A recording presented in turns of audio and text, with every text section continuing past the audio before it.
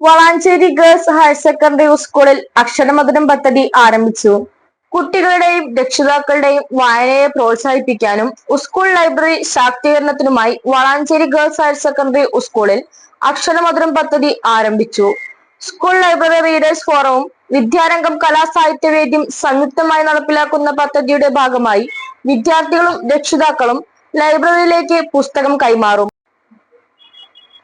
2026 ജനുവരി മാസത്തിനുള്ളിൽ ഏറ്റവും കൂടുതൽ പുസ്തകം വായിച്ച് പുസ്തകാസ്വാദന കുറിപ്പ് എഴുതുന്ന അമ്മയ്ക്കും കുട്ടിക്കും സമ്മാനം നൽകും. പദ്ധതിയുടെ ഉദ്ഘാടനം വാർഡ് കൗൺസിലർ KV ഉണ്ണികൃഷ്ണൻ നിർവഹിച്ചു. സ്കൂൾ ലൈബ്രറിയൻ VP സിമില അധ്യക്ഷത വഹിച്ചു. പ്രധാന അധ്യാപകൻ സുരേഷ് പൂവാട്ടുമീത്തൽ സ്വാഗതം പറഞ്ഞു.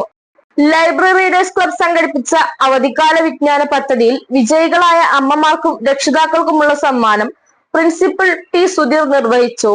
സ്റ്റാഫ് സെക്രട്ടറി P ഷിഹാബുദ്ദീൻ, വിദ്യാരംഗം കലാസാഹിത്യവേദി കൺവീനർ K റഫിയ സംസാരിച്ചു.